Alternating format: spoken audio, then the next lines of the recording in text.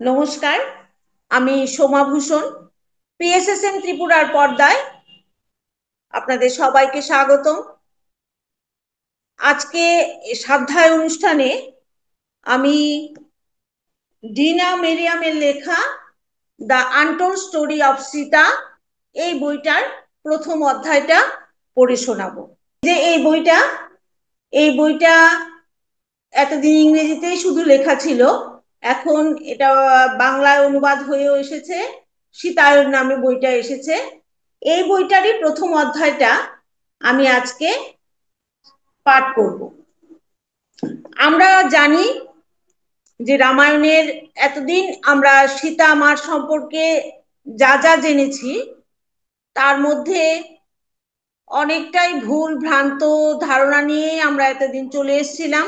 তখনকার পুরুষতান্ত্রিক সমাজ অনুযায়ী রামায়ণ লিখেছিলেন, তো সেখানে নারী সমাজকে বা নারীদেরকে অনেকটা খাটো করা হয়েছিল। তখনকার সময়ের মুনি ঋষিরা বা পুরোহিতরা যারাই এই বই মহাকাব্য লেখার সঙ্গে যুক্ত ছিলেন, তারা সবাই নারী শক্তিকে খর্ব করার জন্য পুরুষতান্ত্রিক সমাজ ব্যবস্থায় পুরুষদেরকে উপরে ওঠানোর জন্য রামায়ণকে যথেষ্ট বিকৃত ভাবে প্রকাশ করেছিলেন। এবং তখনকার যে রামায়ণের যে আসল সত্য এটা তারা লুকিয়ে রেখেছিলেন। তো আপনারা the untold story of Sita এই বইটির মাধ্যমে আপনারা জানতে পারবেন যে আসল রহস্য কি, এবং তখনকার যুগেও নারী শক্তি কতটা উন্নত ছিল, এবং তাদের শক্তি সম্পর্কে আপনারা জানতে পারবেন, এবং এই শক্তি সম্পর্কে জেনে আপনারা নিজেদেরকেও উদ্বুদ্ধ করতে পারবেন। তো আজ আমি এই বইটার প্রথম অধ্যায়টা শুরু করছি। এখানে সীতামার মুখনিসৃত কথাই এই বইটাতে উল্লেখ করা আছে।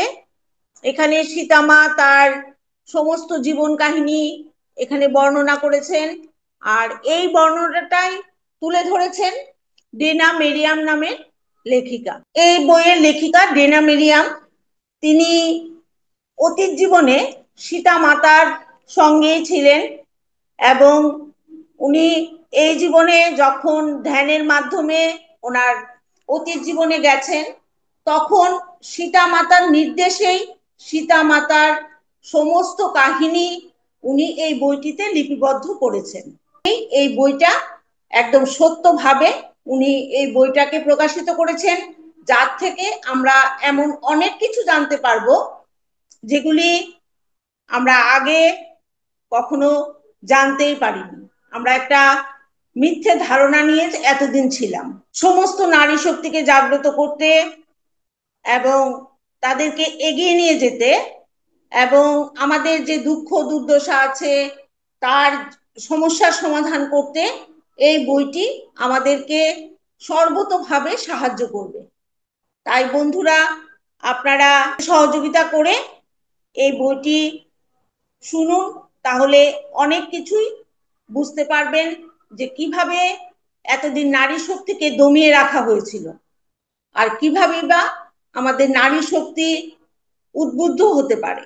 এই পুস্তক আপনাদের সকলের জীবনে এক নতুন আলো নিয়ে আসবে। তাই বন্ধুরা, আপনারা সবাই আমার সঙ্গে থাকুন। এটার প্রথম অধ্যায়টা পাঠ করছি, আমি শুরু করছি এই বইটা। এখানে ডেনা মেরিয়ান ডিনা মেরিয়াম তার সীতামাতার সঙ্গে যখন জীবন অতিবাহিত করেছিলেন তার পাস্ট লাইফে, সেটার বর্ণনা দিয়ে তারপর উনি সুন্দর করে সীতার প্রসঙ্গ এনেছেন। তো আমি শুরু করছি তার প্রথম অধ্যায়টা। এখানে ডিনা মেরিয়াম বলছেন,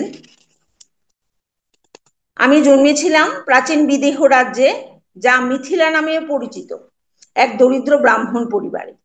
দুর্ভাগ্যবশত আমার পরিবারে বহু প্রজন্ম আগে থেকেই বিপর্যয় নেমে এসেছিল, এবং আমাদের জনক পরিবারের সেবক হিসাবে গ্রহণ করা হয়েছিল। আমার পিতা মহারাজা রাসবর্মা জানকের গৃহে কাজ করতেন, এবং পরে বিখ্যাত শিরোধ্বজা জানকের অধীনে। তার পিতা ও পিতামহ ওই রাজ পরিবারের সেবা করেছিলেন। ফলে যখন আমার পিতার সময় এলো, তখন আমাদের পরিবারে রাজপ্রাসাদে একটি সম্মানজনক অবস্থান অর্জন করেছিল এবং অন্যান্য দাস পরিচারকদের কাছেও শ্রদ্ধেয় ছিলাম। আমার পিতার মন ও দেহ সম্পূর্ণরূপে নিবেদিত ছিল মহারাজা ও তার পরিবারের সেবায়, এবং ছোটবেলা থেকেই আমি এই জীবনের কর্তব্য ও দায়িত্ব সম্পর্কে অবগত হয়েছিলাম। আমার পিতার কাছে কোনো কাজই তুচ্ছ ছিল না, যদি তা কোনোভাবে মহারাজার প্রয়োজনে কাজে লাগতো। আমি আমার মাকে মনে করতে পারি না, এখানে লেখিকা বলছেন যে উনি ওনার মাকে মনে করতে পারেন না, উনি ছোট থাকতেই ওনার মা মারা যান। তাই আমার পরিবারে ছিল শুধু আমি আর আমার পিতা। যদিও অনেক পরিচারক পালা করে আমার যত্ন নিত, আমি অধিকাংশ সময় পিতার সঙ্গেই থাকতাম, কারণ তিনি খুব কমই আমাকে নিজের চোখের আড়াল করতেন। আমি যখন শিশু, তখন রাজ্যের শাসনের দায়িত্ব পিতা থেকে পুত্রে হস্তান্তরিত হয়। যখন শিরোধ্বজা জানক রাজা হলেন, তখন তিনি সকল মানুষের শ্রদ্ধা অর্জন করেছিলেন, সাধারণ ভক্তি ও আনুগত্যের চেয়েও বেশি। বলা যেতে পারে আমার পিতা তার প্রতি শ্রদ্ধা ছিল অপরিসীম। এমন বলা একেবারে বাড়িয়ে বলা হবে না। নতুন মহারাজা আমাদের পরিবারের সকলের জন্যই জনক বাবা, আমরা যেভাবে তাকে ডাকতাম। তিনি ছিলেন আমাদের সকলেরই পিতা, ছোট হোক বা বড়, সকলের জন্যই একরকম স্নেহময়। রাজ্যে অল্প বয়সে তিনি শুধু মহারাজা নন, বরং এক ঋষি, এক মহান ঋষি হিসাবে বিবেচিত হতেন। খুব কম মহারাজাই তার মহিমার সমান হতে পারতেন। আমার পিতা একমাত্র নন, অনেকেই এই বিশ্বাস রাখতেন। ছোটবেলা থেকেই আমার পিতা আমাকে বলেছিলেন যে মহারাজা মানুষের সামাজিক অবস্থান দিয়ে কাউকে বিচার করতেন না, তিনি মানুষের বাহ্যিক রূপ নয়, অন্তরের গুণ দেখতেন। এটি ছিল সকলের জানা বিষয়, এবং এই গুণই তাকে মানুষের হৃদয়ে আরো মহান করে তুলেছিল। মহারাজা ও প্রজাদের মধ্যে ছিল পারস্পরিক ভালোবাসা, যার ফলে রাজ্যে ছিল এক অপূর্ব শান্তি ও সম্প্রীতির পরিবেশ। মহারাজার কোনো সিদ্ধান্তের বিরোধিতা কেউ করতেন না, কারণ সকলেই জানতেন যে মহারাজা যে সিদ্ধান্তই নেবেন সেটা সবার মঙ্গলের জন্যই হবে। এবার লেখিকা বলছেন যে উনি যে প্রাসাদে বড় হয়েছিল তা সুন্দর, কিন্তু জাঁকজমকপূর্ণ বা আড়ম্বরপূর্ণ নয়। সরলতা ও সৌন্দর্যটা পাশাপাশি চলতো। প্রাসাদটি শোভিত ছিল রাজ্যের শিল্পীদের কাজ দিয়ে। এখানে রাজ্যের শিল্পীরা আঁকা আঁকা ফুলদানি, মৃৎশিল্প, দেয়াল চিত্র, সূক্ষ্মভাবে বোনা কাপড় দিয়ে সমস্ত অঙ্কন টঙ্কন করে এই প্রাসাদটাকে বর্ণনা সুসজ্জিত করতেন। মহারানী সুনয়না সৌন্দর্যের এক সূক্ষ্ম অনুভূতি রাখতেন, এবং তার উপস্থিতি প্রাসাদে যেমন তেমনি সমগ্র মিথিলাতেও এক স্নিগ্ধ ও উন্নত পরিবেশের সৃষ্টি করেছিল। মহারাজা ও মহারানীর কোনো সন্তান ছিল না, বলা হতো এটি জনক রাজার যে তপস্বী স্বভাব তার কারণে। তিনি অধিকাংশ সময় ঋষি ও সাধুদের দর্শনে এবং তাদের আতিথ্যে কাটাতেন, অথবা ধ্যানে নিমগ্ন থাকতেন। দেখুন, ধ্যান কত যুগ আগে থেকে প্রচলিত। এই ধ্যানে এসে শারীরিক মানসিক প্রশান্তি লাভ করা যায়। ধ্যানের উপকার তো অবশ্যই আছে, তার জন্যই এত এত আগে থেকেই ধ্যান চলে আসছে, এবং মহারাজা নিজেও ধ্যান করতেন, এতটা তপস্বিনী ছিলেন। তাদের আগমনে রাজ্যে আনন্দ ও কর্মচাঞ্চল্য সৃষ্টি করত। সকলেই মহারাজার প্রজ্ঞা থেকে উপকৃত হতেন, কারণ তিনি যে কোনো সমস্যায় সাহায্য করতেন। তাই তিনি আমাদের সকলের নিকটতম ও প্রিয়তম বাবা হয়ে উঠেছিলেন। বেশিরভাগ মানুষের জন্য এটি ছিল আনন্দময় এক পরিবেশ, কিন্তু আমার পিতার ক্ষেত্রে তা নয়। মহারাজার সান্নিধ্যে থেকে আশীর্বাদ পেলেও তার ছিল গম্ভীর ও চিন্তামগ্ন স্বভাব। লেখিকা বলছেন যে ওনার পিতা ছিলেন, মানে কঠোর যদি বলা হয় তবু এটা কম বলা হবে, ওনার পিতা ছিলেন নিখুঁতবাদী, মানে সবকিছু একদম মানে নিখুঁত ভাবে করাতে বিশ্বাসী। মহারাজার সেবার ক্ষেত্রে তিনি এতটাই যত্নবান ছিলেন যে প্রায়ই অন্য দাস বা পরিচারকরা যে কাজগুলি করতেন তিনি আবার নিজে নিজে সেই কাজগুলি করতেন, কারণ তার মতে মনে হতো যে এই কাজগুলি আরো সুন্দরভাবে করা যায়। তবে তিনি সবই করতেন বিনম্রভাবে। এমনকি আমার মতে, মানে লেখিকা বলছেন যে তার মতে মানে অত্যন্ত বিনম্র ভাবে তিনি প্রায়ই বলতেন সবসময় আরো ভালো করা যায়। এই কথাটা লেখিকা অনেকবার শুনেছেন। তো লেখিকা ভাবতেন যে সবসময় কি আরো ভালো করা সম্ভব। লেখিকা বলছেন যে তার পিতা কখনো ভুলে যেতেন না যে লেখিকাকে মনে করাতে যে আমাদের পরিবারে যে বহু বিপদ দুর্দশা থেকে রক্ষা পেয়েছিল তা কেবল জনক পরিবারের দয়াতেই সম্ভব হয়েছিল। তিনি প্রায়ই বলতেন, আমরা তাদের কাছে ঋণী, তাদের দয়া না থাকলে আমাদের কি হতো কে জানে। যেমন যেমন আমি বড় হচ্ছিলাম আমি বাবাকে জিজ্ঞেস করতাম সেই দুর্ভাগ্যগুলো কি ছিল, কেন তা আমাদের জীবনে এসেছিল, কিন্তু তিনি কখনো উত্তর দিতেন না। তিনি শূন্য দৃষ্টিতে চেয়ে থাকতেন, মাথা নাড়তেন এবং নরম ভাবে বলতেন, এটা তোমার জানার বিষয় নয়। কিন্তু লেখিকার তো কৌতূহল শেষ হতো না। তিনি তিনি আবার অন্য কোনো প্রশ্ন করতেও সাহস পেতেন না। লেখিকা বলছেন যে উনি ওটা মেনে নিতে পারতেন না। তিনি কখনো আমাকে দূরে যেতে দেবেন না। এমনকি অন্য বাচ্চারা যখন অরণ্যে বেড়াতে যেত তখন লেখিকার পিতা লেখিকাকে যেতে দিতেন না। এতে লেখিকার চোখে জল আসতো, অনেকবার আপত্তি করেছি, কিন্তু তিনি দৃঢ় ছিলেন। সবচেয়ে কষ্টের বিষয় ছিল লেখিকা কখনো নদীতে স্নান করতে যেতে পারতেন না। নদীতে স্নান করা তার জন্য নিষিদ্ধ ছিল। মনে হতো এই নিয়মটা শুধু লেখিকার জন্যই। বাবা এতটাই অনড় ছিলেন যে যতই অনুরোধ করি কোনো ফল হতো না।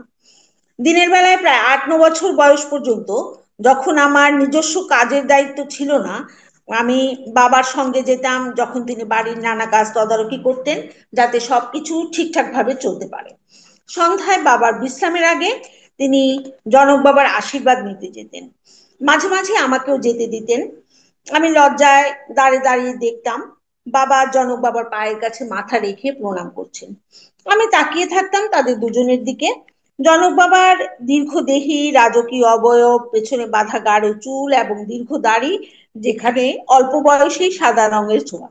তার মুখে তখনই এক প্রাজ্ঞ ঋষির জ্ঞান ও শান্তি ফুটে উঠত। ধ্যান করতে করতে ওনার মুখের জ্যোতি একদম অনেক অনেক ভাবে সবাইকে আকর্ষণ করত। তার মুখে এতটাই জ্যোতি ছিল, সেটাই উনি বলছেন। আর একদম দৃঢ়চেতা ছিলেন, ব্যক্তিত্ব ছিল অসম্ভব। তার দেহ ছিল সরু, কারণ তিনি খুব অল্প আহার করতেন। তার মুখের গঠন ছিল সুন্দর ও স্পষ্ট, সোজা নাক, পূর্ণ ও কোমল ঠোঁট, কিন্তু এতটাই দাঁড়িয়ে ছিল যে দাঁড়িয়ে আড়ালে সবটাই ঢেকে থাকতো। তার মুখ সর্বদাই এক কোমলতা ও শান্ত ভাব ফুটে উঠত। আমার পিতার চেহারা ছিল সম্পূর্ণ ভিন্ন। তিনিও লম্বা ছিলেন, কিন্তু সবসময় এতটাই ঝুঁকে থাকতেন যাতে ওনাকে রাজার চেয়ে একটু ছোট মনে হয়, এরকম ভাবে সবসময় একটু নুয়ে থাকতেন। তিনি ছিলেন অত্যন্ত রোগা, এমনকি জনক বাবার থেকেও বেশি, এবং তার মুখে সবসময় একরকম কঠোরতা থাকতো। যদিও জনক বাবার উপস্থিতিতে তা কিছুটা কোমল হয়ে যেত। যখনই আমি রাতে বাবার সঙ্গে যেতাম মহারাজের কাছে, আমি শুনতাম মহারাজা নরম কণ্ঠে বলছেন, বিশ্রাম নাও দুষ্যন্ত, তোমার রাতটা শান্তিময় হোক। তাহলে আমরা এতক্ষণ পর জানলাম যে লেখিকার বাবার নাম দুষ্যন্ত। সময় যাই হোক না কেন আমার পিতা এই নিয়ম পালন করতেন, কারণ তিনি জানতেন যে মহারাজা এই আশীর্বাদ না নিয়ে ঘুমাতেন না। মহারাজার এই আশীর্বাদটুকু না পেয়ে লেখিকার পিতা কখনোই ঘুমাতে যেতেন না। একবার আমি তাকে জিজ্ঞেস করেছিলাম, লেখিকা একবার জিজ্ঞেস করেছেন তার পিতাকে যে কেন সবসময় এটা করেন। তখন লেখিকার পিতা বলছেন যে যদি আমি আজ রাতে মারা যাই তাহলে তো আমি জনক বাবার আশীর্বাদ ছাড়াই মারা যাব। তার এই উত্তর আমাকে কোনো সান্ত্বনা দেয়নি, বরং ভীত করেছিল। যদি তিনি রাতে মারা যান তাহলে লেখিকা কি করবেন। লেখিকার তো বাবা ছাড়া কেউ নেই। মাঝে মাঝে জনক বাবা প্রাসাদ ছেড়ে চলে যেতেন, হয় কোনো ঋষির দর্শনে, নয়তো একান্ত ধ্যানে নিমগ্ন হতে। সেসব সময় আমার পিতা প্রচন্ড উৎকণ্ঠিত থাকতেন এবং প্রায়ই রাতভর জেগে থাকতেন জনক বাবার ফেরার অপেক্ষায়, যেন তার জীবনী মহারাজের আগমনের উপর নির্ভর করে। আমি বাবার এই কঠোরতাকে ভালোবাসার অভাব ভেবে ভুল করেছিলাম, এবং সেই ভুল ধারণা থেকে আমার মনে একরকম অভিমান জন্ম নেয়। বয়স বাড়ার সঙ্গে সঙ্গে তার প্রতি আমার ভয় ধীরে ধীরে বিরক্তির রূপ নিতে থাকে। হয়তো তার স্বভাবে কোনো মাতৃসুলভ কোমলতা ছিল না, অথবা তিনি সেবার কাজে এতটাই নিমগ্ন ছিলেন যে সন্তানের আবেগগত ওঠানামা তার নজরে পড়তো না। আমার অনুভূতিগুলি তুচ্ছ মনে হতো, তাই আমি সেগুলি নিজের মধ্যেই রেখে দিতাম। লেখিকা খুব অভিমানী হয়ে উঠেছিলেন তার বাবার প্রতি। আমার আর বাবার মধ্যে প্রথম সংঘাত ঘটে যখন আমার বয়স প্রায় 12 বছর। একদিন এক দাসী আমার পিতার কাছ থেকে কিছু ধার নিতে এসেছিলেন। অদিতি নামে সেই দাসী ছিলেন এক দয়ালু মধ্যবয়সী নারী। অদিতি আমার প্রতি এক বিশেষ স্নেহ অনুভব করতেন। অন্যান্য দাসীদের তুলনায় তিনি আমার প্রতি এক মাতৃসুলভ ভালোবাসা দেখাতেন। যেহেতু লেখিকার মা ছিলেন না, তাই তার অন্যান্য যে দাস দাসীরা ছিলেন ওনারা সবাই লেখিকাকে ভালোবাসতেন, কিন্তু তার মধ্যে অদিতি একটু বেশি ভালোবাসতেন। যখনই তিনি আমার মুখে একাকিত্বের ছাপ দেখতেন তখনই তিনি আমাকে বুকে জড়িয়ে ধরে সান্ত্বনার কথা ফিসফিস করে বলতেন। সেদিন তিনি যখন এলেন তখন দেখলেন যে লেখিকা ঘর পরিষ্কার করছে। তখন লেখিকার বাবাকে অদিতি বলছেন যে মীনাক্ষী একদিন খুব নিশ্চয়ই ভালো স্ত্রী হবে। তো তখন লেখিকার বাবা সঙ্গে সঙ্গে কঠোর স্বরে বললেন, মীনাক্ষী কখনো বিয়ে করবে না। লেখিকার নাম মীনাক্ষী, তার পূর্বজন্মের নাম ছিল মীনাক্ষী। অদিতি তার কথায় বিস্মিত হলেও কিছু না বলে চুপচাপ ঘর থেকে বেরিয়ে গেলেন। আমি অবাক হয়ে বললাম, পিতাজি আপনি কেন এমন কথা বললেন? তিনি দৃঢ়কণ্ঠে জবাব দিলেন যে কারণ এটা সত্যি। তো তখন লেখিকা কাপা গলায় বলছেন যে আমি কি এতই কুৎসিত যে কেউ আমাকে বিয়ে করতে চাইবে না? লেখিকা নিজেকে কখনো সুন্দর ভাবেননি, কিন্তু কুৎসিতও ভাবেননি। আসলে লেখিকার চেহারা নিয়ে তেমন কোনো ভাবনাই ছিল না। তবে লেখিকার এখন বয়সটা এমন এক জায়গায় পৌঁছেছে যখন মানে এই বিষয়ে সচেতনতা বাড়ছে আস্তে আস্তে। তো লেখিকা তার নিজের বর্ণনা দিচ্ছেন, আমি ছিলাম মাঝারি গড়নের, না খুব লম্বা না খাটো, একটু রোগা দিকে, গায়ের রং সামান্য শ্যামলা, কিন্তু অস্বাভাবিকতা নয়। আমার চুল খুব লম্বা ছিল না, কিন্তু সেটি মোটা বেনি করে পিঠে নামতো না। মানে এত লম্বা ছিল কিন্তু এতটা ছিল না যে একদম পিঠে পড়ে একবার নেমে যাবে।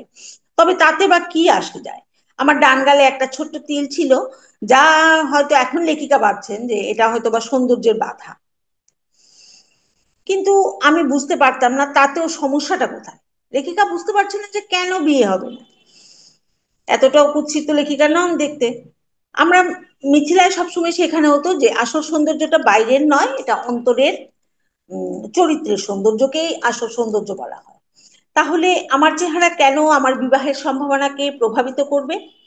বাবার মুখ সামান্য নরম হলেও তিনি বললেন, তোমার চেহারায় কোনো দোষ নেই মীনাক্ষী, বিষয়টি তার সঙ্গে সম্পর্কিত নয়। আমি দৃঢ় প্রতিজ্ঞ তুমি বিয়ে করবে না, কারণ যদি করো তবে এমন কোনো ভয়ানক দুর্ভাগ্য তোমার জীবনে নেমে আসবে যেমনটি আমার জীবনে এসেছে। আমরা এখনো জানি না লেখিকার পিতার জীবনে কি দুর্ভাগ্য নেমে এসেছিল, নিশ্চয়ই আমরা আস্তে আস্তে পড়তে পড়তে জানবো এটা। আস্তে আস্তে সীতামাতার কথাও আসবে। আমি কেঁদে উঠলাম, আপনি বারবার এই দুর্ভাগ্য কথাটা বলেন কেন পিতাজি? সারা জীবন আপনাকে এই কথাই বলতে শুনেছি, কিন্তু সেটা কি দুর্ভাগ্য? কেন আমরা অন্যদের মতো সুখী হতে পারি না? কেন আমরা কম সৌভাগ্যবান? কেন পিতাজি? আমার চোখ দিয়ে অশ্রু গড়িয়ে পড়ছিল। লেখিকা কাঁদতে কাঁদতে এগুলো তার বাবাকে জিজ্ঞেস করছেন। আমি এত অশ্রু আগে কখনো বাবার সামনে ফেলিনি, কিন্তু যখন ভাবলাম তিনি হয়তো আমার জীবনের একমাত্র সুখের পথ রোধ করছেন, তখন সেই কষ্ট অসহনীয় হয়ে উঠল। বাবা কোনো উত্তর দিলেন না। লেখিকা তার বাবাকে ভুল বুঝেছেন, ভাবছেন যে বাবা হয়তো বা চান না যে লেখিকা তার জীবনে সুখী হন। তিনি শূন্য দৃষ্টিতে সামনে তাকিয়ে রইলেন। শেষে শান্ত স্বরে বললেন, কিছু বিষয় আছে যা আমরা বদলাতে পারি না। অতীত অতীতে যা ঘটেছে তা না তুমি না আমি বদলাতে পারবো, এমনকি জনক বাবাও তা পরিবর্তন করতে পারবে না। কিন্তু তিনি আমাকে ধৈর্য, ত্যাগ এবং সহনশীলতা শিখিয়েছেন। আমি তোমার জন্য সেটাই কামনা করি। জীবনে যা কিছু তোমার ভাগ্যে এসেছে তা মেনে নিতে শিখো। যদি নিষ্ঠার সঙ্গে তোমার কর্তব্য পালন করো তবে তুমি শান্তি পাবে, যেমন আমি পেয়েছি। এবার লেখিকার পিতা বলছেন যে এমন আমরা বলি না যে আমরা আমাদের ভাগ্যটা বদলাতে পারবো না, বা অতীতে যা ঘটেছে বা ভবিষ্যতে যা ঘটবে সেটা আমরা পাল্টাতে পারবো না, কিন্তু আমরা আমাদের ধৈর্য, সহনশীলতা এবং ত্যাগ দিয়ে যেটাই আমাদের ভাগ্যে আসছে সেটাকে আমরা মেনে নিতে শিখবো। আর এই ধৈর্য, সহনশীলতা, ত্যাগ এগুলি আসে কোথা থেকে? এগুলি আসে ধ্যানের মধ্যে থেকে। কারণ ধ্যানই একমাত্র আমাদের মনকে নিয়ন্ত্রণ করতে পারে। লেখিকার পিতার কথায় লেখিকা বলছেন যে তার মন তো শান্ত হলো না, বরং কান্না আরো বেড়ে গেল। এবার লেখিকার বাবা তাকে জড়িয়ে সান্ত্বনা দেওয়ার পরিবর্তে আরো দৃঢ়ভাবে বললেন, তোমাকে আমার কথা মেনে নিতেই হবে এবং এই নিয়ে আর ভাবতে হবে না। এটা তোমার মঙ্গলের জন্যই, যাতে তুমি আমার মতো দুঃখ না পাও। এই কথাগুলি বলে তিনি ঘর থেকে বেরিয়ে গেলেন, আর আমি ভেঙে পড়লাম হতাশায়। লেখিকা বলছেন যে লেখিকা এগুলো শোনার পর লেখিকা হতাশায় ভেঙে পড়েছেন, কিন্তু লেখিকার পিতা তো তাকে সান্ত্বনা দিলেন না, বরং উনি আরো ঘর থেকে বেরিয়ে গেলেন। সেদিনের পর থেকে আমাদের মধ্যে এক অদৃশ্য দূরত্ব তৈরি হয়ে গেল, আর এই অভিমানের ফলে এই দূরত্বের সৃষ্টি হয়ে গেল। কথাবার্তাও অনেক কমে গেল তাদের মধ্যে। তবু বাবার সঙ্গে আমার এই অভিমান থাকা সত্ত্বেও আমি জানতাম তিনি ছিলেন এক আদর্শ সেবক, যাকে গৃহের সকলেই শ্রদ্ধা করত। আমি তার আচরণ অনুসরণ করার চেষ্টা করতাম, বিনয়ীভাবে কথা বলা, সবাইকে সম্মান করা, কখনো কোনো বিরোধ বা দাবি না করা, নিজের ইচ্ছা বা প্রয়োজনকে সবসময় পরিবারের কল্যাণের জন্য পাশে সরিয়ে রাখা। এটি কঠিন শিক্ষা ছিল, কিন্তু মূল্যবান ছিল। যখনই বাবা দেখতেন আমি নিজের জন্য কিছু চাইছি বা অসন্তুষ্ট হচ্ছি, তার এই দৃষ্টি আমার সমস্ত ভাবনাকে থামিয়ে দিত। আমাদের গৃহে কৃতজ্ঞতা ছিল এক অত্যন্ত মূল্যবান গুণ। এই শিক্ষার সূচনা করেছিলেন জনক বাবা ও সুনয়না মা। এই কৃতজ্ঞতার এই পাঠ লেখিকাকে শিখিয়েছিলেন জনক রাজা আর তার স্ত্রী সুনয়না। তারা কখনো তাদের দাস দাসীদের অবমূল্যায়ন করতেন না, বরং কৃতজ্ঞতা প্রকাশ করতেন এবং সবসময় চেষ্টা করতেন সবার জীবনকে সহজ করতে। আমাদের শেখানো হতো পরিবারের প্রতিটি মানুষই একটি গুরুত্বপূর্ণ ভূমিকা পালন করে এবং কোনো কাজই ছোট বা বড় নয়, কেউ কারো চেয়ে কম বা বেশি মূল্যবান নয়। তবে আমি তখন খুব ছোট ছিলাম, তাই এই ভাবনাটি পুরোপুরি বুঝতাম না। শুধু মনে হতো কিছু একটা আমার নাগালের বাইরে রয়ে গেছে। লেখিকা তখন খুব ছোট, আর এই জিনিসগুলি আমাদের সবার মধ্যে খুব থাকে, না বলবো না, থাকে, কিন্তু একটু কম সংখ্যায় থাকে। এবং যারা ধ্যানের মাধ্যমে নিজেকে আরো প্রকাশিত করতে চায় তাদের মধ্যে এই গুণগুলি একটু বেশি থাকে। ধ্যান ছাড়া নিজের মনকে নিয়ন্ত্রণ করা কোনোভাবেই সম্ভব নয়। আমি বললাম এটা ঠিক নয়। তিনি আমার দিকে তাকালেন, কিন্তু কিছু বললেন না। আমি আবার একটু জোর দিয়ে প্রশ্ন করতেই তিনি কঠোর স্বরে বললেন, ঘরে যাও, আমার ঘরে গিয়ে আমার জন্য অপেক্ষা করো।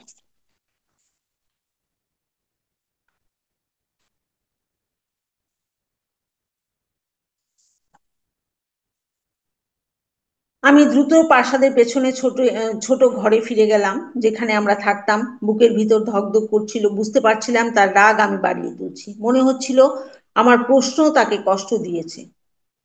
পথে আমার দেখা হলো অদিতির সঙ্গে। সে আমার হাত ধরে জিজ্ঞাসা করলো, কি হয়েছে মীনাক্ষী? আমার মুখের ভাব দেখে সে বুঝে গেল কিছু একটা ভুল হয়েছে। আমি ব্যাকুল ভাবে বলে উঠলাম, পিতাজি হাঁটু মুড়ে মেঝে ঘষছেন, আমি দেখেছি ওটা ওর শরীরে কতটা চাপ দিচ্ছে। কিন্তু তিনি আমার কথা শুনতে চান না। আর কেউ নেই নাকি এই কাজটি করার? অদিতি ধীরে মাথা নাড়লো।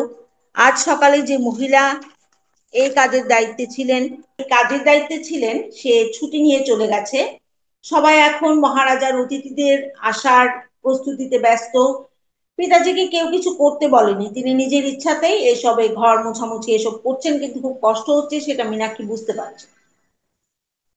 সে একটু, অদিতি মা একটু থেমে বললেন যে ওসব নিয়ে তুমি ভেবো না মীনাক্ষী, তুমি তোমার বাবাকেও কিছু প্রশ্ন করো না। কারণ আম, মীনাক্ষীর বাবা চান যে সেই অতিথিদের সামনে যাতে এই রাজপ্রাসাদটা খুব সেরা দেখায়, আর উনি খুব নিখুঁত ভাবে কাজকর্ম করেন, তাই উনি নিজের হাতেই এটা করছেন।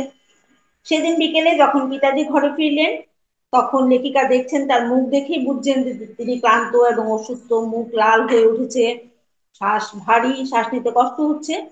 কিন্তু মীনাক্ষীও অভিমান বশে আর কিছু বলছেন না, মুখ ফিরিয়ে অন্যদিকে তাকিয়ে রয়েছেন। তিনি কথা বললেন সংক্ষিপ্ত কঠোর স্বর, একটু গম্ভীর ভাবে বলছেন যে যখন আমি তোমার সঙ্গে কথা বলছি মীনাক্ষী, তখন তুমি আমার দিকে তাকাও। তো তখন লেখিকা মুখ তুললেন, চোখে তো জল ছিলই। তিনি জিজ্ঞেস করলেন, তোমার এই প্রতিরোধ কেন? কেন তুমি না করছো এরকম করতে? তো মীনাক্ষী তো কিছু বলছেন না। তিনি যখন নীরবতা ভাঙলেন না, তখন হঠাৎ বলে ফেললেন যে পিতাজি, অন্যরা কি ভাববে আপনাকে এইভাবে মেঝেতে কাজ করতে দেখে? কথাটা বলার সঙ্গে সঙ্গেই মানে মীনাক্ষীর কথাটা বলেই বুঝতে পারলেন যে তিনি অনুতপ্ত হয়েছেন। জীবনে যদি কোনোদিন কথা ফিরিয়ে নিতে পারতো তাহলে হয়তো বা লেখিকা সেই কথাটা ফিরিয়ে নিতেন। তো তখন মীনাক্ষীর বাবা বলছেন যে অন্যরা কি ভাববে সেটাই কি তোমার চিন্তা? এটাই কি আমি তোমাকে শিখিয়েছি? কোনো কাজ কি লজ্জার? যখন আমরা জনক বাবার অতিথিদের জন্য প্রাসাদ সাজাচ্ছি। তার কণ্ঠে বিরক্তি স্পষ্ট ছিল। আমি তোমার মধ্যে এই ভাবনা দেখে বিস্মিত। আহ তখন মীনাক্ষী নিজের মনে মনে ভাবছেন যে মীনাক্ষীর হয়তো থেমে যাওয়া উচিত ছিল, কিন্তু মীনাক্ষী থেমে যাননি। কিন্তু বলে আবার শুরু করছেন। তখন মীনাক্ষী বলছেন যে আমি দেখতে পাচ্ছি তো যে এই কাজটা আপনাকে কষ্ট দিচ্ছে। কোনো তরুণ ভীত এটা করতে পারতেন।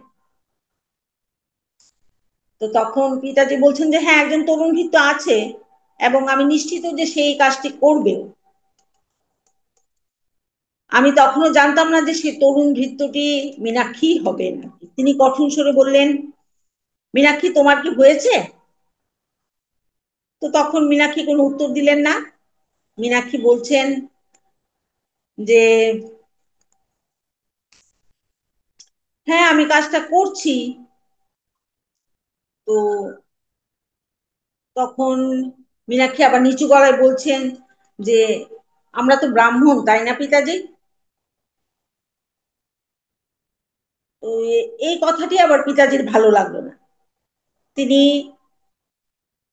মানে এমন ভাবেই লেখিকার পিতা লেখিকার উপরে মানে বিরক্ত হলেন, যেন মনে হলেন যে তিনি এক্ষুনি তাকে আঘাত করবেন। তো লেখিকা ভয়ে তার বাবার দিকে তাকালেন, কারণ এমন আর কখনো ঘটেনি। কিছুক্ষণ পর তিনি হাত নামিয়ে নিলেন, সংযম ফিরে পেলেন। কিন্তু তার মুখে কষ্টের ছাপ দেখে লেখিকার মন ভেঙে গেল। লেখিকা তখন কেঁদে ফেললেন এবং দৌড়ে ঘর থেকে বেরিয়ে গেলেন। বাকি দিনটা, এবার লেখিকা বলছেন যে বাকি দিনটা আমি বাইরে এক ঘন পাতা ঢাকা গাছের নিচে লুকিয়ে কাটালাম। সন্ধ্যা ঘনিয়ে এলে তিনি আমাকে খুঁজে পেলেন। আমি ভেবেছিলাম তিনি আমাকে বকবেন, কিন্তু তিনি ধীরে এসে পাশে বসলেন এবং নরম কণ্ঠে বললেন, আমি চাই তুমি একটা বিষয় বোঝো মীনাক্ষী। মহারাজকে দেখো, তিনি আমাদের জীবনের প্রতিটি ক্ষেত্রে আদর্শ। তুমি নিশ্চয় শুনেছো তিনি কেমন করে গ্রাম থেকে গ্রামে গিয়ে কৃষকদের সাহায্য করেন, তাদের ক্ষেত চাষে সহায়তা করেন। জানো কি নতুন লাঙ্গল দিয়ে চাষ করা কতটা কঠিন কাজ? তার বয়স ও মর্যাদা সত্ত্বেও তিনি বারবার সেই কাজ করেন। তিনি দূরে দাঁড়িয়ে কিন্তু নির্দেশ দেন না, নিজে হাতে কাজ করেন, কাজ শেখান। আমি নিজে দেখেছি তাকে ঘামে ভেজা অবস্থায় কৃষকদের শেখাচ্ছেন কেমন করে মাটি উল্টাতে হয়। বলো, এটা কি একজন মহারাজার উপযুক্ত কাজ? এইভাবে তিনি আমাদের শিক্ষা দেন যে কোনো কাজই তুচ্ছ নয়, কেউই বড় বা ছোট নয়। আমাদের মহারাজা নিজেকে কখনো তার রাজ্যের গরিবতম প্রজাদের থেকেও আলাদা মনে করেন। আমি তাকে বহুবার বলতে শুনেছি তার কাজ শুধু আলাদা, কিন্তু মূল্য এক। সব কাজেরই মূল্য একরকম। আমাদের কর্তব্য হলো এই গৃহের প্রতিটি প্রয়োজন পূরণ করা, যাতে তিনি এবং অন্যরা নির্ভয়ে থাকতে পারে। যদি সেই দায়িত্ব পালনের অর্থ হয় নিচু কাজ করাও, আমি খুশি মনে তা করব। আর আমি চাই তুমিও একদিন এই শিক্ষাটি বোঝো, এই পথেই সন্তুষ্টি আসে। আমরা কাজের ভেদাভেদ তো সকলেই করে থাকি। আমরা সবাই সব কাজ করতে চাইও না। আমাদের মন মানসিকতা এতটা উন্নত এখনো হয়নি। আমরা করতে পারি না, অনেকেই করতে পারি না। যারা পারি তারা তো অনেক উন্নত মানের মানুষ। এটাই এখানে বোঝানো হয়েছে এবং খুব সুন্দর করে এটাতে বোঝানো হয়েছে। তখন মীনাক্ষী বলছেন যে আমি বুঝতে পারছি যে বাবা তুমি কি বলতে চাইছো, আমি চেষ্টা চালিয়ে যাব। মীনাক্ষী নিজেকে মানে দুঃখই প্রকাশ করছেন, নিজের প্রতি দুঃখ প্রকাশ করে বলছেন যে আমি একজন আদর্শ সেবক হতে পারিনি, কিন্তু আমি চেষ্টা করে যাব, আমি প্রতিশ্রুতি দিচ্ছি। আমি দুঃখ দুঃখ ভরে তার দিকে তাকালাম। খুশি ছিলাম এই ভেবে যে তিনি আর আমার উপর রাগ করছেন না, কিন্তু নিজের উপর বিরক্ত ছিলাম, কারণ আমি তার মতো হতে পারছিলাম না। আমি তোমার মনোভাব পরিবর্তন করতে পারবো না। তিনি বললেন, আমি শুধু তোমাকে সঠিক পথে ইঙ্গিত দিতে পারি। তুমি আমার সন্তান, তুমি নিজেই একমাত্র ব্যক্তি যে নিজের মনোভাব পরিবর্তন করতে পারো। আমি তোমার মঙ্গল কামনা করি, যেন তুমি তা করতে সক্ষম হও। সত্যি আমাদের মনোভাব কিন্তু আমরা ছাড়া কেউ পরিবর্তন করতে পারবে না। হয়তোবা কেউ আমাদের পথ দেখাবে, ভালো রাস্তা দেখিয়ে দেবে, কিন্তু আমাদের মনোভাবটা আমাদের পরিবর্তন করতে হয় সবসময়। আর মনোভাব পরিবর্তন করার জন্য আমাদেরকে নিজেদের মনকে নিয়ন্ত্রণ করতে হবে, মনকে নিয়ন্ত্রণ করার জন্য আমাদের ধ্যানে আসতেই হবে। সারাদিন, এমনকি পরের দিনও আমার মন ভারী ছিল। রাজমহলের অতিথিদের আগমন উপলক্ষে উৎসব উদযাপন চলছিল, কিন্তু আমার ভিতরের ভার কমলো না। কয়েকদিন পর অতিথিরা চলে যাওয়ার পর বাবা আমার কাছে এসে জানালেন যে তিনি মেঝে ঘষে পরিষ্কার করতেন এবং ভারী কাজ করতেন সেই দাসী অসুস্থ হয়ে পড়েছে। এবার দেখুন পিতাজি এবার কি করছেন। এবং এখন তিনি বিশ্রামে আছেন। তিনি আমার দিকে তাকালেন, যেন আশা করেছিলেন আমি নিজেই সেই কাজটি করে দেব। আমি চুপ করে রইলাম। তখন পিতাজি বলছেন যে হঠাৎ করে মুখ থেকে বেরোলো, মীনাক্ষী, আমি চাই তুমি সেই দাসীর কাজগুলি গ্রহণ করো। আমি বিস্ময়ে তার দিকে তাকালাম, কিন্তু মাথা নেড়ে সম্মতি জানালাম। আমার মনে হলো তিনি কি আমাকে শাস্তি দিচ্ছেন? আমার কি তার কথা প্রশ্ন করার এত বড় অপরাধ হয়েছিল যে আমাকে অপমানিত হতে হবে? পরবর্তী কয়েক সপ্তাহ ধরে আমার অশ্রু মিশে গেল সেই জলের সঙ্গে যা আমি মেঝেতে ছিটিয়েছিলাম। বাবা এসে আমার কাজ পরীক্ষা করতেন এবং সবসময় কোনো না কোনো ভুল সেই কাজের মধ্যে ধরতেনই। আবার আমাকে পুরো কাজটি নতুন করে করতে বলতেন। অন্য দাসীরা আমার প্রতি সহানুভূতিশীল দৃষ্টিতে তাকালে, কিন্তু তাতেও আমার কষ্ট তো আরো বেড়েই যেত। আমি তাকে ক্ষমা করতে পারিনি, কিন্তু কারণ হচ্ছে যে তিনি আমাকে সবচেয়ে নিচু কাজের দায়িত্বটা দিয়েছিলেন। লেখিকার ভাবছিলেন যে ঘর মোছা, ঘর পরিষ্কার করা এগুলি কেবল কাজ, এটা অনেকটা ছোট কাজ বলেই ভেবেছিলেন। কয়েক মাস পর অবশেষে অদিতি আমার পক্ষ নিয়ে কথা বলেছিল, কিন্তু কোনো ফল হয়নি। তখন পিতা বলেছিলেন যে যখন সে বুঝবে যে কাজের মধ্যে কোনো উচ্চ নিচ নেই, তখন আমরা তাকে অন্য দায়িত্ব দেব। পিতা তার প্রতি কতটা কঠোর ছিলেন! কয়েক মাস ধরে সে এই কাজই করে যাচ্ছিল, কিন্তু তবুও পিতা তারপরে সে এটাই বলছেন যে যতক্ষণ না ওর মন এটা মেনে নেবে, ওর মন এটা বিশ্বাস করবে যে কোনো কাজ উচ্চ নিচ নয়, ততদিন পর্যন্ত এই কাজের পরিবর্তন ওর হবে না, এই কাজই করে যেতে হবে। তো অদিতি একটু আপত্তি জানিয়ে বলছিলেন, কিন্তু ওর শরীর তো অতটা শক্ত নয়, আমি ভয় পাচ্ছি এতে তার স্বাস্থ্যের ক্ষতি হবে। বাবা মা তখন লেখিকার পিতা মাথা নেড়ে বললেন, এটা তাকে শাস্তি দেওয়ার জন্য নয় অদিতি, বরং তাকে শেখানোর জন্য। এটা তার নিজের মঙ্গলের জন্য, সে যেন বাহ্যিক চেহারা নিয়ে এত চিন্তিত না হয়। সত্যি আমাদের কাছে তো বাহ্যিক চেহারার মূল্য অনেক, আমরা তো অন্তরের চেহারার দিকে তাকাই না। অন্তরকে কিভাবে বিকশিত করব, অন্তরকে কিভাবে সুন্দর করব, সেটা আমরা কখনোই ভাবিনি। আর ভাবিনি বলেই হয়তো আমাদের অন্তরের সৌন্দর্যটাও খুব কম। যারা ধ্যান করেন, যারা ধ্যানের সঙ্গে যুক্ত আছেন, যারা অনেক দিন ধরে ধ্যান করেন, তাদের সত্যি অন্তরের সৌন্দর্য অনেক অনেক গুণ বেশি।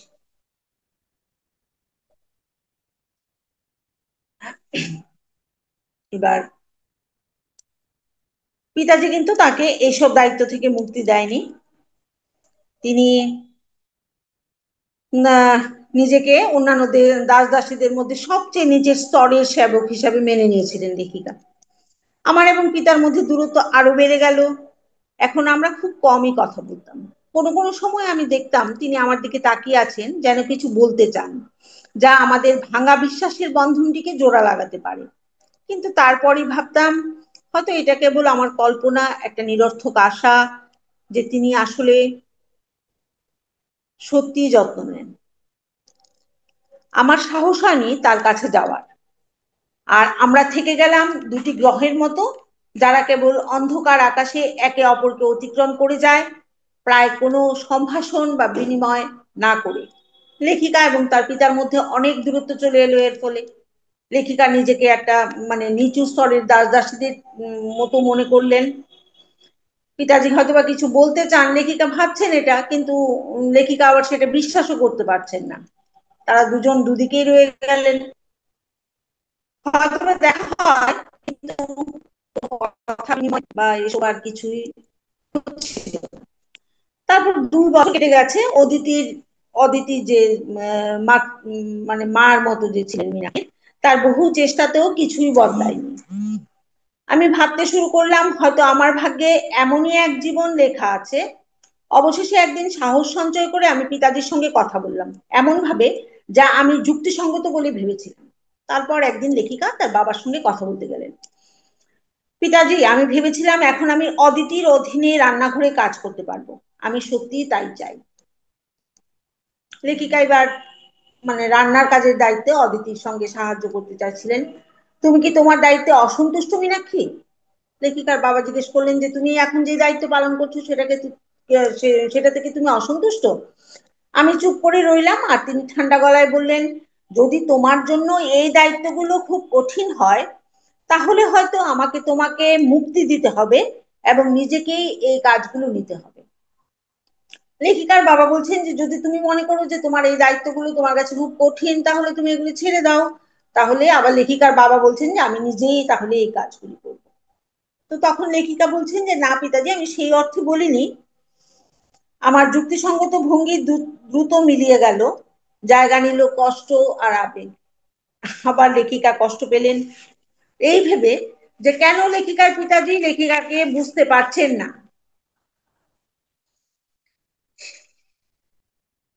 লেখিকা তারপর রাগ হয়ে বললেন যে আপনি কেন আমাকে শাস্তি দিচ্ছেন পিতাজি? আমি এমন কি করেছি যা এত ভুল? আপনার কি আমার প্রতি কোনো অনুভূতি নেই? আমি একটা ভুল করেছি স্বীকার করি, আপনাকে প্রশ্ন করেছিলাম, কিন্তু আমি তো তা পূরণ করেছি, তাই না? তো এইবার পিতাজি বলছেন যে শাস্তি? আমি তো তোমাকে কোনো শাস্তি দিচ্ছি না মীনাক্ষী।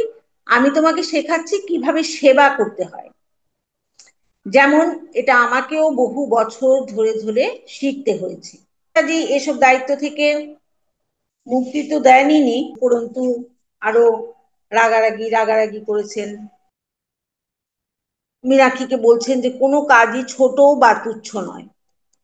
কোনো ছোট কাজ অবহেলা করলে পুরো প্রাসাদটাই বিশৃঙ্খল হয়ে যাবে। তুমি কি এখনো এটা বোঝোনি? এই প্রাসাদ ও রাজ্যকে সেবা করতে পারো ঠিক ততটাই ভালোভাবে মেঝে পরিষ্কার করে যতটা ভালোভাবে তুমি মহারাজার ব্যক্তিগত চাহিদাগুলি পূরণ করতে পারো।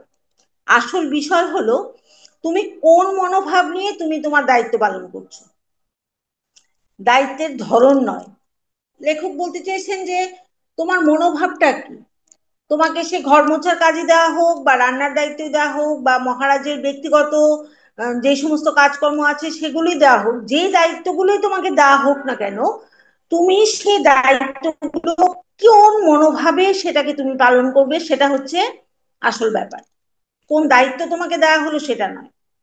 আমি বারবার তোমাকে শেখাতে চেয়েছি যে কাজের ধরনে কোনো ভেদাভেদ নেই। যখন তুমি সত্যি এটা বুঝবে তখন তুমি সবকিছু বদলে দেবে। তখন আমি অনুভব করব যে আমি আমার দায়িত্ব পূর্ণ করেছি, তোমাকে একজন প্রকৃত সেবক হিসাবে গড়ে তুলে, এমন একজন সেবক যার একমাত্র চিন্তা হচ্ছে তার প্রভুর কল্যাণ করা।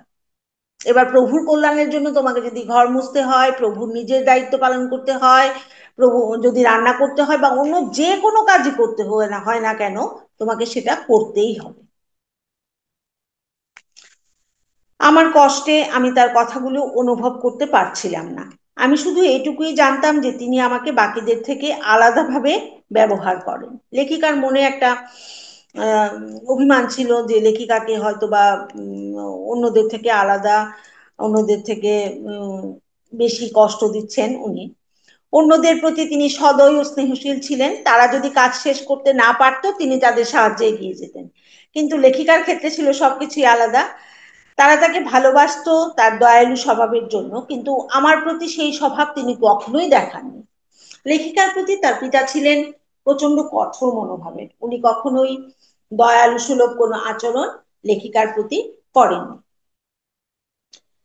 তো লেখিকা বলছেন যে আপনি আমাকে অন্যদের মতো আচরণ করেন না, আপনি এমন আচরণ করেন যেন যেন মানে কোনো মূল্যই আপনার কাছে নেই, যেন আমি আপনার কাছের কেউ নই, সবসময় এমনই হয়েছে। এই বলে লেখিকা ঘর থেকে ধরে কাঁদতে কাঁদতে বেরিয়ে গেলেন। তখন লেখিকার পিতা লেখিকাকে ডাকলেন, মীনাক্ষী, আমি জানতাম আমি তাকে কষ্ট দিয়েছি, কিন্তু নিজেকে আটকাতে পারিনি। কথাগুলো মুখ থেকে বেরিয়ে যাচ্ছিল, থামানো যাচ্ছিল না।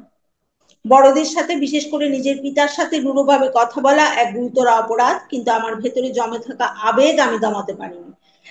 লেখিকাকে যখন তার বাবা ডাক দিলেন, তখন লেখিকা ভাবছেন মনে মনে যে আমি জানি যে কথাগুলো বলা তো আমার ঠিক হয়নি, এতটা রূঢ়ভাবে কথা বলা ঠিক হয়নি, কিন্তু আমি তো আমার নিজেকে আটকাতে পারিনি, আমার ভেতরের যে আবেগ ছিল সেটাকে আমি দমিয়ে রাখতে পারি।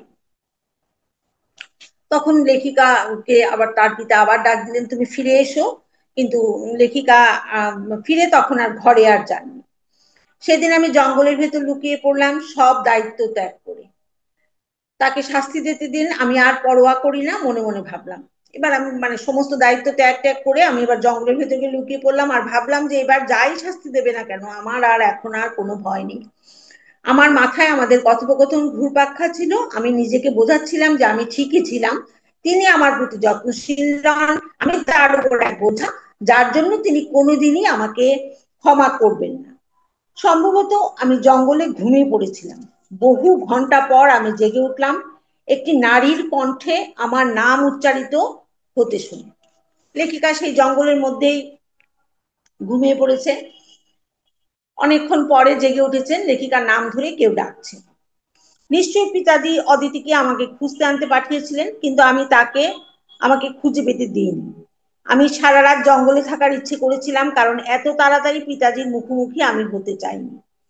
হয়তো আমি তাকে একটু ভয় দেখাতে চেয়েছিলাম, যেন তিনি ভাবেন আমার কিছু হয়ে গেছে, আর তাতে বুঝতে পারেন তার মনে আমার জন্য অন্য অনুভূতি আছে কিনা, কোনো ভালোবাসা আছে কিনা।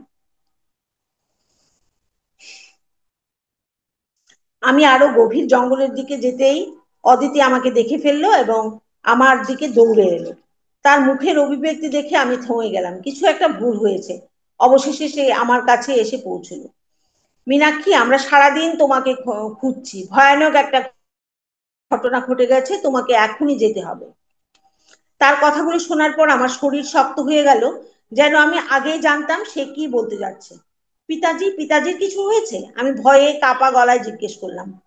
সে মাথা নাড়লো এবং আমাকে বুকে টেনে নিল। আমি তার কান্না শুনলাম, কিন্তু আমি স্থির হয়ে গেলাম, কি হয়েছে জানতে আর সাহস পেলাম না। কয়েক মিনিট পর সে ফিসফিস করে বলল, তোমার পিতার দুর্ঘটনা ঘটেছে। আমি কিছুই বলতে পারলাম না। তিনি একজন দাসকে ছাদের ফুটো মেরামত করতে পাঠিয়েছিলেন, কিন্তু পরে নিজেই যাচাই করতে গিয়েছিলেন কাজটা ঠিক মতো হয়েছে কিনা। ছাদে উঠতে গিয়ে তিনি পিছলে পড়ে যান এবং গুরুতরভাবে আঘাত পান। লেখিকার বাবা তো সবসময় নিজে নিজেই কাজ করতে পারতেন, কাজ করতে ভালোবাসতেন, অন্য কাজ করে গেলে আবার সেটাকে আবার পরিদর্শন করতেন কাজটা ঠিক মতো হয়েছে কিনা। তো সেই একটা কাজ করতে গিয়ে তিনি উপর থেকে পড়ে যান এবং ব্যথা পান।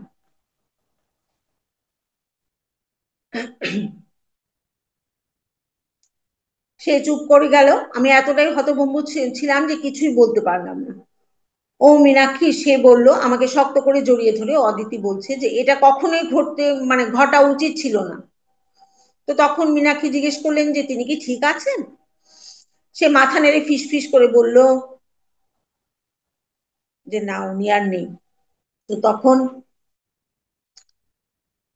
মীনাক্ষী জোরে চিৎকার করে উঠলো বাবার মৃত্যু সংবাদ পেয়ে। আমার কণ্ঠ বজ্রপাতের না গর্জে উঠলো, শরীর কাঁপতে লাগলো, আমি চিৎকার করে উঠলাম না বলে। আমি নিজেকে সামলাতে পারছিলাম না, মনে হচ্ছিল যেন বজ্রপাত আমাকে আঘাত করেছে। আমার সারা শরীর কাঁপছিল। অদিতি হতবাক হয়ে পিছিয়ে গেল, তারপর আবার আমাকে জড়িয়ে ধরলো। আমি আমার সমস্ত কান্না ঢেলে দিলাম তার বুকে। আমরা অনেকক্ষণ সেইভাবেই রইলাম। তারপর ধীরে ধীরে সে আমাকে নিয়ে গেল সেই স্থানে যেখানে আমার পিতার দেহ শায়িত ছিল। সেখানে তারা গেলেন, মীনাক্ষী, অদিতি, ওনারা গেলেন। গিয়ে তারপর বললেন, মীনাক্ষী গিয়ে কাঁদছেন, কেঁদে কেঁদে বলছেন, পিতাজি, আমি খুব দুঃখিত সবকিছুর জন্য, আপনি কেন আমাকে ছেড়ে চলে গেলেন। আরো বলছেন যে আমাকে একদম একা ফেলে গেলেন এখন। এগুলো কাঁদতে কাঁদতে মীনাক্ষী বলছেন, পরবর্তী কয়েকদিন আমি একেবারে অনুভূতিহীন হয়েছিলাম। অদিতি আমার সঙ্গে ছিল, কিন্তু অবশেষে আমাকে নতুন বাস্তবতার সঙ্গে মানিয়ে নিতে হলো। কোনো কারণ ছাড়াই আমার ভয় হতে লাগলো যে আমাকে হয়তো এবার বিদায় করে দেওয়া হবে। কিন্তু অদিতি আমাকে আশ্বাস দিল যে এমনটা হবে না। সে বলল, জনক বাবা আমার পিতাকে ভালোবাসতেন এবং সব সময় এই পরিবারে আমার জন্য একটা জায়গা থাকবে। অদিতি তারপর বলছেন যে তুমি এখন আমার অধীনে আমার রান্নাঘরে কাজ করবে।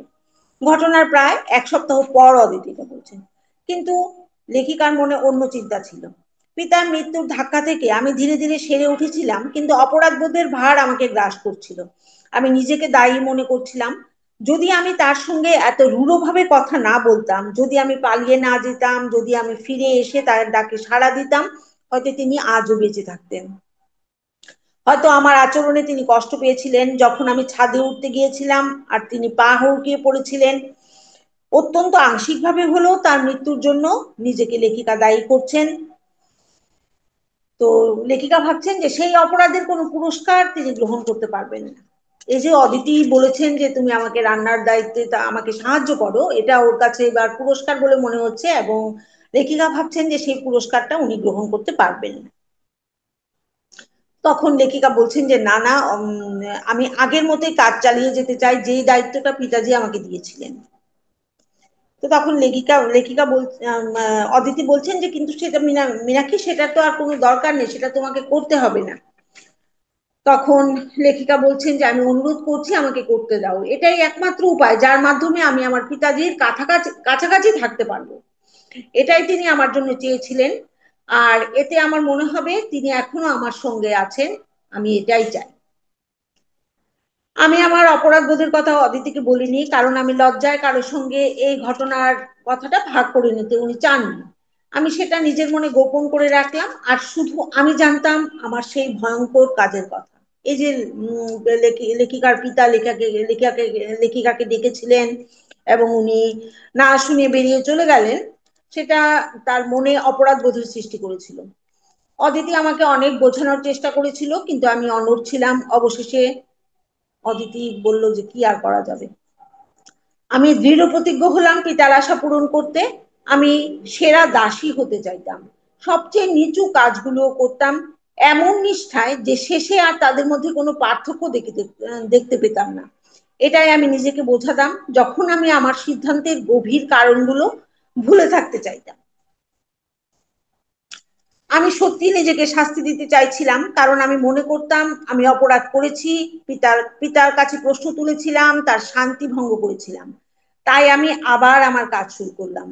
কিন্তু আর আগের মতো ছিল না কিছুই।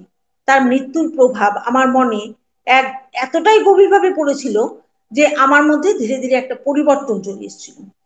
প্রতিদিন রাতে কাজ শেষ করে যখন বিশ্রামে যেতাম, তখন পিতার কথাগুলি মনে পড়তো, যেন তিনি এখনো জনক বাবার আশীর্বাদ নিতে গিয়েই ফিরছেন।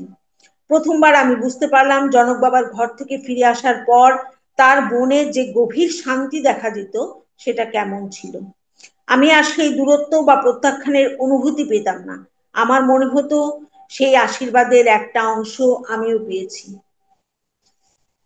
পিতাজি এখন নেই, এখন লেখিকা একা থাকেন ঘরে, তখন পিতাজির সবকিছুই তার মনে হয় আস্তে আস্তে যে আহ, অভিমানগুলো ছিল সেগুলো আস্তে আস্তে মিটে গেছে। এখন ওর মনে শুধু একটা অপরাধ বোধ কাজ করছে। তার থেকে এই অপরাধ বোধের থেকে মুক্তি পেতে এখন লেখিকা তার পিতাজির আরো কাছাকাছি ভাবছেন, যেন আরো কাছাকাছি কাছাকাছি আরো যেতে চাইছেন। একদিন আমি অদিতিকে জিজ্ঞাসা করলাম, মহারাজা কি পিতার সঙ্গে দেখা করেছিলেন মৃত্যুর আগে? মৃত্যুসজ্জায় কি তিনি আশীর্বাদ পেয়েছিলেন? আমি জানতাম সেটা পিতার কাছে কতটা অর্থপূর্ণ হতো। যদি জনক বাবার আশীর্বাদ পেতেন, তবে তিনি নিশ্চিত মনে এই পৃথিবী ছেড়ে যেতে পারতেন, আমার সঙ্গে বিরোধ থাকলেও। তখন অদিতি বলছেন যে হ্যাঁ, তিনি আশীর্বাদ পেয়েছিলেন। দুর্ঘটনার খবর শুনে মহারাজা খুব দুঃখ পেয়েছিলেন, সঙ্গে সঙ্গে দেখতে গিয়েছিলেন তোমার বাবাকে। আমরা তাদের একা থাকতে দিয়েছিলাম। তাই ঠিক কি কথা হয়েছিল সেটা তো জানি না, কিন্তু আমার কোনো সন্দেহ নেই যে তোমার ভবিষ্যৎ যেন নিরাপদে থাকে সে বিষয়ে তোমার বাবা মহারাজকে অনুরোধ করেছিলেন। কয়েক মুহূর্ত চুপ থেকে অদিতি আবার বলছেন, যে তোমার বাবা হয়তো তোমার সঙ্গে কঠোর আচরণ করতেন মীনাক্ষী, কিন্তু তোমার প্রতি তার গভীর ভালোবাসা ছিল, কখনো সেটা নিয়ে সন্দেহ করো না। তখন মীনাক্ষী বলছেন যে আমি অনেক বছর এটা নিয়ে সন্দেহ করেছি, তার মৃত্যু না হলে হয়তো আমি বিশ্বাস করতে পারতাম না। আসলে মৃত্যু বা কাউকে হারানো হয়তো আমাদেরকে অনেক কিছু শিখিয়ে দেয়, আমাদের অনেক অভিমান দূর করে দেয়। কেউ থাকতে হয়তো আমরা অনেকের মূল্য বুঝি না, যেটা হারিয়ে গেলে পরে আমরা বুঝি, কিন্তু মৃত্যু তো জীবনের সত্যি। এই সত্যিটা আসলে আমরা মেনে নিতে ভয় পাই, আমরা সবাই মৃত্যুকে ভয় পাই। মৃত্যু ভয় একমাত্র কাটাতে পারে আবার সেই ধ্যান। ধ্যান এবং আত্মজ্ঞান এই মৃত্যু সম্পর্কে আমাদেরকে জাগরিত করে। বন্ধুরা, ধ্যানের গুরুত্ব অপরিসীম। ধ্যান কি না করতে পারে? ধ্যান সবকিছু করতে পারে। আবার ফিরে আসছি, তোমার বাবার চিন্তা সবসময় ছিল তোমার ভবিষ্যৎ নিয়ে, তোমার মঙ্গল নিয়ে, যেন তোমার যত্ন নেওয়া হয় আর জীবনের সবচেয়ে বড় দুঃখ থেকে তুমি রক্ষা পাও।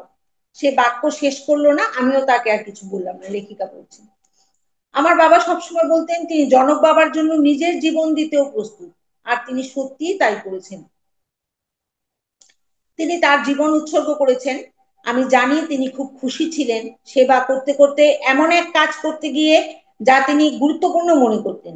এটাই ছিল তার ইচ্ছা, শুধু তার জনক বাবাকে, আমাদের জনক বাবাকে সেবা করা। আমি নরম গলায় বললাম, তারপর যোগ করলাম, এটাই তিনি আমার কাছ থেকেও চেয়েছেন। তারপর বলছেন যে আমি এখন সেই মানসিকতায় গড়ে তোলার চেষ্টা করছি যে অনুভূতিটা লেখিকার পিতার মধ্যে ছিল। নিজেকে দোষ দিও না মীনাক্ষী, ধৈর্য ধরো, সময়ের সঙ্গে সঙ্গে সেটা তোমার মধ্যেও আসবে। আমরা সবাই সেই লক্ষ্যে চেষ্টা করি, কিন্তু তোমার পিতা সেই অবস্থায় পৌঁছেছিলেন। তিনি কখনো নিজের কথা ভাবতেন না, যেন তিনি নিজেকে সম্পূর্ণরূপে নিখুঁত করে তুলেছিলেন। কোনো আলাদা সত্তা ছিল না, তিনি ছিলেন মহারাজের এক অঙ্গের মতো, তারই এক সম্প্রসারণ। সত্যি লেখিকার বাবা যেভাবে সেবা করতেন, যে মনোভাব নিয়ে সেবা করতেন, সেই মনোভাব নিয়ে সেবা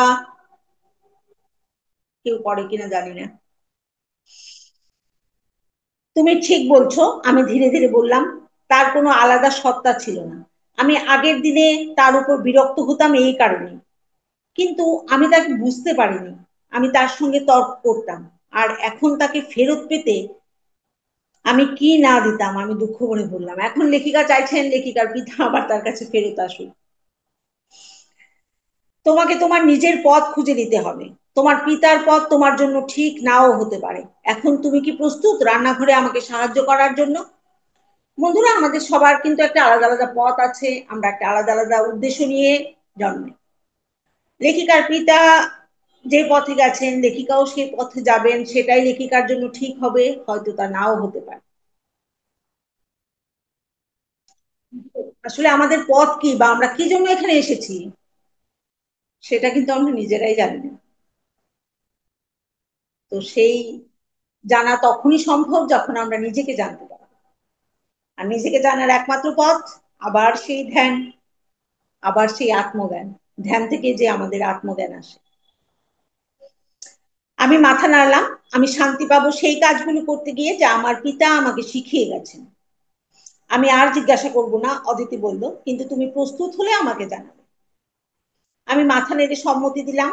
জানতাম অনেক সময় লাগবে, হয়তো কোনো দিনও না নিজেকে অপরাধ থেকে মুক্ত হতে। অনেকগুলো বছর কেটে গেল, আমি প্রায় কারোর সঙ্গে, এমনকি আমার দাসীদের সঙ্গেও খুব একটা কথা বলতাম না। তাদের আগেই আমি জেগে উঠতাম, একা একা খেতাম, আর কাজ শেষ করলে আবার ঘুমিয়ে পড়তাম। উনি তারপর একাকী একটা জীবনযাপন করছিলেন। উৎসবের দিনগুলিতেও আমি নিজের মধ্যে গুটিয়ে থাকতাম। ধীরে ধীরে আমি সবার থেকে দূরে সরে গেলাম, এমনকি অদিতির থেকেও, যিনি বয়স বাড়ার সঙ্গে সঙ্গে গৃহের কাজকর্ম থেকে সরে এসেছিলেন। যখনই তিনি আমার খোঁজ নিতে আসতেন, আমি হাসি মুখে অভিনয় করে বলতাম আমি এখন আমার পিতার খুব কাছাকাছি অনুভব করি, কারণ আমি ইচ্ছাগুলো পূরণ করছি। অদিতি শুধু মাথা নেড়ে চুপ করে থাকতেন। তাই যখন আমি ক্লান্ত হয়ে পড়তাম বা পরিশ্রমে অবসন্ন বোধ করতাম, তখন নিজের মনে পিতার সেই কথাগুলো আওড়াতাম, কোনো কাজই নিচু বা উচ্চ নয়, মানুষ যে মনোভাব নিয়ে কাজ করে সেটাই আসল। কাজের কর্তব্যগুলো নয়, বরং কাজের পেছনের মনোভাবটাই আসে। আমি নিজেকে বারবার বলতাম আমাকে অবশ্যই বাবার দেয়া কাজ নিখুঁতভাবে করতে হবে। আমি ভেবেছিলাম যখন আমি সেটিকে সম্পূর্ণভাবে করতে পারবো তখনই দেখা যাবে এরপর কি ঘটে। সত্যি আমার জীবনের মূল উদ্দেশ্য হয়ে উঠেছিল কাজের পরিপূর্ণতা অর্জন করা। কাজটা কি সেটা গুরুত্বপূর্ণ ছিল না, কিন্তু আমি সেই তৃপ্তি অনুভব করতাম না। আমার বাবা একদিনের কাজের পর মুখে প্রকাশ করতেন, আমার মন ছিল কাজের দিকে নিবদ্ধ, যার জন্য কাজ করছি তার প্রতি নয়। আসলে আমি বলতে পারতাম না আমি কাদের জন্য কাজ করছি বা কেন করছি। আমি শুধু বাবার মৃত্যুর পর নিজের অপরাধ বোধকে শান্ত করতে চাইছিলাম। লেখিকা যে খুব নিষ্ঠার সঙ্গে কাজ করতেন তা নয়, কারণ নিষ্ঠার সঙ্গে কাজ করলে কার জন্য কাজ করছে, কিভাবে কাজ করছে, এগুলো হতো। কিন্তু লেখিকা নিজের অপরাধ বোধ থেকে কাজগুলি করতেন, নিজের অপরাধ বোধকে শান্ত করার জন্যই কাজগুলি করতেন। ধীরে ধীরে আমার মধ্যে একরকমের উদাসীনতার জন্ম হলো, এবং আমি বুঝতে পারলাম যে আমার দায়িত্বগুলো যান্ত্রিকভাবে পালন করছি। আমি যতটা পারি ততটাই ভালোভাবে করতাম, আর ভেবেছিলাম সারা জীবন এভাবেই চলবে। কিন্তু এক সকালে ঘুম থেকে উঠে আমার মধ্যে আমি কিছুটা বদল দেখতে পেলাম। আমি হালখাতা আম, আমি হালকা আনন্দের এক অনুভূতি পেলাম। আগে কখনো আমি সেটা অনুভব করিনি। আমি অন্যদের আগে উঠেছিলাম, যেমনটা আমার অভ্যাস ছিল। দিনের পর দিন, মানে আমি যেরকম সবার আগে উঠে আমি দিনের কাজ শুরু করতাম, সেরকম ভাবে আমি অনেকটা আগে উঠেছিলাম। মেঝে ধোয়ার জন্য হাঁটু গেড়ে বসতে আমি হঠাৎ নিজের মধ্যে আমার হাসি পেয়ে গেল। আমি বুঝতে পারলাম এই কাজগুলি আসলে আমার কাছে অর্থহীন নয়। আমি যে কোনো কাজ পেতে পারতাম, আর তা আমার কাছে তেমন কিছু পরিবর্তন আনতো না। কোনো মানে কাপড় বাছাই করা হোক বা মেঝে মোছা হোক, সব কাজ তো একই ব্যাপার। কিন্তু সেই মুহূর্তে আমি এক ঝলক দেখতে পেলাম বাবার ভাব, তার ভঙ্গি, তার মর্যাদা কেমন ছিল। আমি বুঝলাম কোনো কাজই তাকে ছোট করতে পারতো না, কারণ তার অন্তর্নিহিত মর্যাদা, আত্মমর্যাদা থেকে সেই মহত্ব এসেছে। তার গৌরব বাইরের জগৎ থেকে নয়, তার নিজের ভেতরের থেকে এসেছে। এবার আস্তে আস্তে কিন্তু লেখিকার মধ্যে আত্ম উপলব্ধি জাগছে। এবার লেখিকা আস্তে আস্তে বুঝতে পারছেন। এবার লেখিকা মনে মনে বলছেন যে পিতাজি, আমি যদি এটা আগে বুঝতে পারতাম, যদি আমি আপনার মতো হতে পারতাম। আমি চেষ্টা করছি, আপনি আমাকে দয়া করে সাহায্য করুন, আমাকে আপনার মতো হতে সাহায্য করুন। আমি সমস্ত হৃদয় দিয়ে সেই কথাগুলি বলেছিল, যেগুলি লেখিকার জীবনের সত্যিকারের অনুভূতি ছিল। তো কিছুদিন পর একটা সকালবেলায় যখন সবাই হল ঘর ধোয়া মোছা শেষ টেষ করে টোরে, তখন দেখছিলেন যে কয়েকজন নারী পরিচারিকা তারা নদীতে স্নান করতে যাচ্ছে। তো তারা তাকেও ডাকছেন নদীতে স্নান করার জন্য। একজন জিজ্ঞেস করলেন যে আমি ওদের সঙ্গে যেতে চাই কিনা। আমি তো কখনো, লেখিকা তো কখনো এর আগে যেতে চাননি, যেতে পারেননি, কারণ তার বাবা তাকে নদীতে যেতে দেয়নি। উনি এক ধরনের ভয় সৃষ্টি করিয়েছিলেন তার মাথা, লেখিকার মাথার মধ্যে। আমি মাথা নেড়ে না বলতে যাচ্ছিলাম, কিন্তু হঠাৎ নিজেকে থামালাম, ভেতরে কোনো কিছু যেন একটা বললো আমাকে আমার কিছু কাপড় নিয়ে আসতে দাও ধোয়ার জন্য। ভেতর থেকে যেন এবার লেখিকার মনের মধ্যে হলো যে না, আমি যাবো। তো এবার যাবো, যে এবার আমি এবার কিছু কাপড় নিয়ে আসছি ধোয়ার জন্য। আমি তাড়াতাড়ি আমার ঘরে ফিরে গেলাম, তারা অপেক্ষা করলো যতক্ষণ না আমি ফিরে এলাম, তারপরে আমরা সবাই নদীর দিকে রওনা দিলাম। শুধু আমি বুঝতে পারলাম নদীতে নামার মানে আমার জন্য কি ছিল। বাবার মৃত্যুর পর আমি তার সমস্ত নিয়ম মেনে চলেছি, কিন্তু এখনো আমি নিজেকে মুক্ত অনুভব করছি।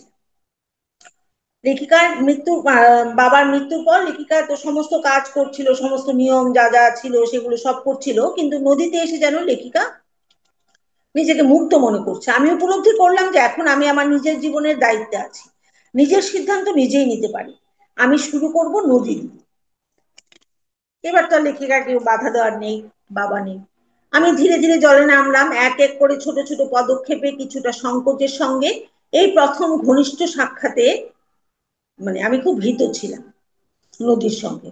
অন্যরা দ্রুত জলে ঝাঁপ দিল এবং নিমজ্জিত হলো। জল ঠান্ডা ও মনোরম লাগছিল, আমার গায়ে দারুণ অনুভূতি হচ্ছিল। এটা লেখিকার জীবনের প্রথম অনুভূতি, নদীতে স্নান করার। তাই এটা তো ওনার কাছে একটা বিশেষ অনুভূতি।